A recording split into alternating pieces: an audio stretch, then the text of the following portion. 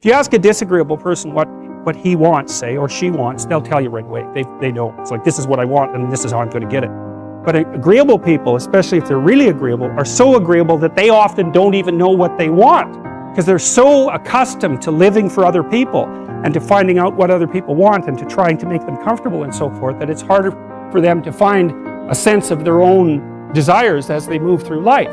And that's not, look, there's situations where that's advantageous, but it's certainly not advantageous if you're going to try to forge yourself a career. That just doesn't work at all. And so, even though on average men and women aren't that much different in terms of their levels of agreeableness by the group, if you go out and you look at the extremes, they're very different. So all of the most agreeable people are women, and all of the most disagreeable people are men. And the thing is, the extremes are often what matter, rather than what's in the middle. And so one of the ways that's reflected in society, by the way, is there's way more men in prison. And the best personality predictor of being imprisoned is to be low in agreeableness. It makes you callous. Now you might think, well, what's the opposite of compassion and politeness? And the answer to that is, I think it's best sort of conceptualized as a trading game. So let's say that we're going to play repeated trading games. And if you're very agreeable, then you're going to bargain harder on my behalf than you're going to bargain on your own behalf. Whereas if you're very disagreeable, you're going to do the reverse. You're going to think, I'm in this trading game for me, and you are going to take care of your own interests. Where an agreeable person is going to say, no, at best, at worst, this has to be 50-50, but I'd like to help you every way I can. One of the things you have to be careful of if you're agreeable is not to be exploited, because you'll line up to be exploited. And I think the reason for that is because you're wired to be exploited by infants. And so that just doesn't work so well in that actual world. And one of the things that happens very often in psychotherapy, people come to psychotherapy for multiple reasons, but one of them is they often come because they're too agreeable. And so what they get is so-called assertiveness training, although it's not exactly assertiveness that's being trained. What it is the ability to learn how to negotiate on your own behalf. And one of the things I tell agreeable people, especially if they're conscientious, is say what you think. Tell the truth about what you think. There's going to be things you think that you think are nasty and harsh, and they probably are nasty and harsh, but they're also probably true. And you need to bring those up to the forefront and deliver the message. And it's not straightforward at all, because agreeable people do not like conflict. Not at all. They smooth the water. And you can see why that is in accordance with the hypothesis that I've been putting forward. You don't want conflict around infants. It's too damn dangerous. You don't want fights to break out. You don't want anything to disturb the relative peace. And if you're also more prone to being hurt physically and perhaps emotionally, you're also maybe loath to engage in the kind of high-intensity conflict that will solve problems in the short term, because it takes a lot of conflict to solve problems in the short term. And if that can spiral up to where it's dangerous, which it can if it gets uncontrolled, it might be safer in the short term to keep the waters smooth and to not delve into those situations where conflict emerges. The problem with that is it's not a very good medium to long-term strategy, right? Because lots of times there are things you have to talk about because they're not going to go away. And the advantage to having a well-socialized disagreeable person is that they really don't let much get in their way. So if you can get a kid who's disagreeable socialized, that person can be quite the creature, because they're very forward-moving in their nature and very difficult to stop. But if you don't get them successfully domesticated, tamed, roughly speaking, by the time they're 4, their peers reject them. And that's a big problem, because your job as a parent is to make your child socially desirable by the age of 4. Like you want to burn that into your brain, because people don't know that. That's your job. And here's why. It's easy if you think about it carefully. So you imagine you've got a 3-year-old child, so sort of halfway through that initial period of socialization, and you take that child out in public. Okay, what do you want for the child? Who cares about you? What do you want for the child? You want the child to be able to interact with other children and adults so that the children are welcoming and smile and want to play with him or her, and so the adults are happy to see the child and treat him or her properly. And if your child's a horrible little monster because you're afraid of disciplining them or you don't know how to do that properly, then what they're going to do is they're going to experience nothing but rejection from other children, and false smiles from other parents and adults.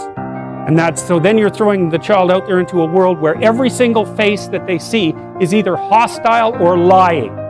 And that's not something that's going to be particularly conducive to the mental health or the well-being of your child.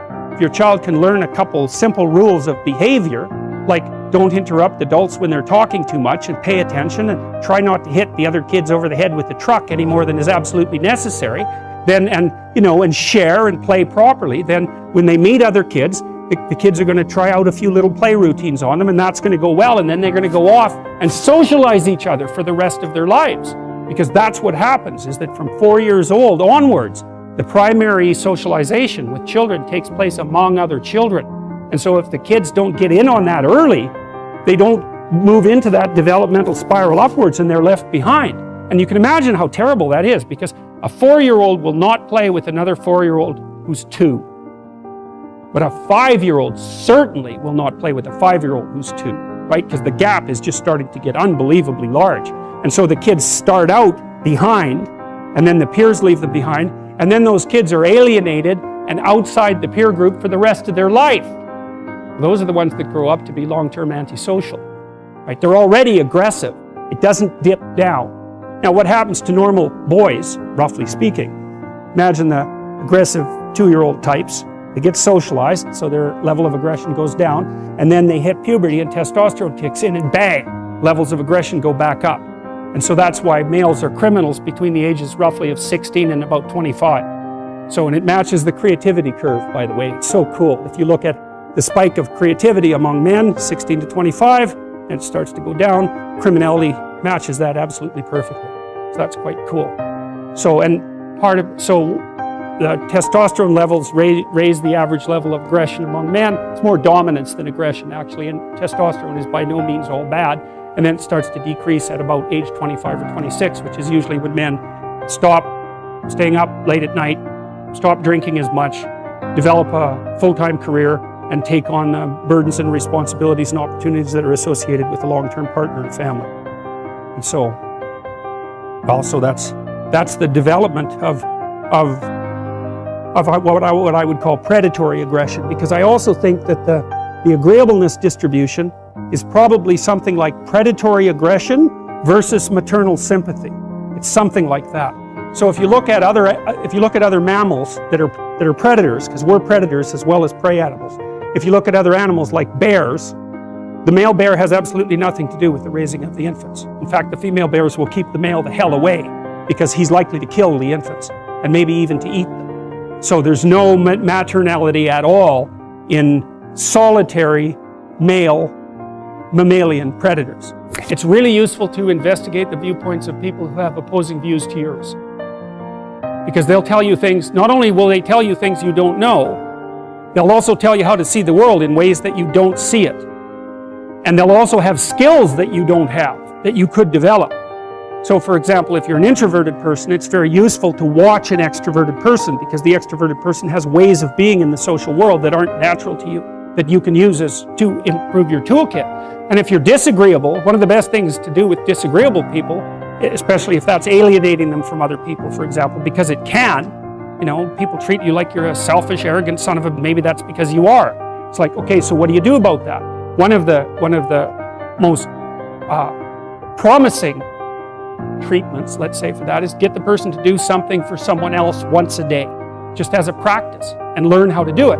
Maybe you can wake the circuit up, if you think that it's lying dormant in you, which is probably right.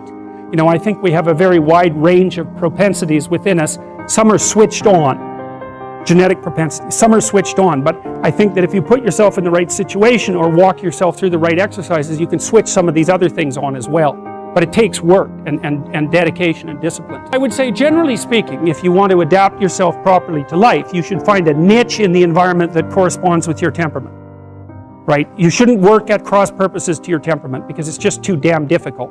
But having done that, then you should work on developing the skills and viewpoints that exist in the space opposite to your personality, because that's where you're fundamentally underdeveloped. And that way I think you can extend out your temperamental capability across a wider range. And to me, that's roughly equivalent as bringing a richer toolkit to each situation.